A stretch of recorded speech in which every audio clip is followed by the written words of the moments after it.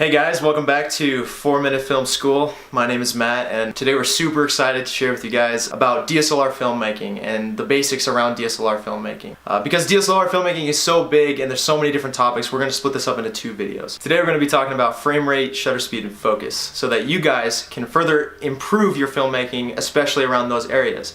And next time, we're going to be talking about aperture, ISO, and white balance, and how you can make your shots look even nicer and even better. Alright boys, let's get going.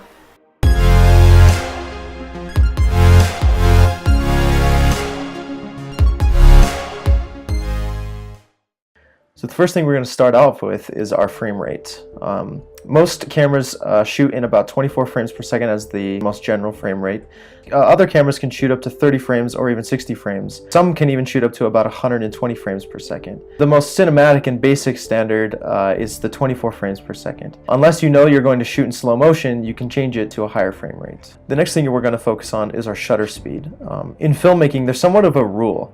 For the natural blur of your camera, you'd want to set your shutter speed to about twice the amount of your frame rate. So in most cameras, when shooting 24 frames per second, your shutter speed will be about 1/50, and at 60 frames per second, it will be 1/120. Most people composite for low lighting with their shutter speed, and this can give a really blurry or very jittery effect on your camera.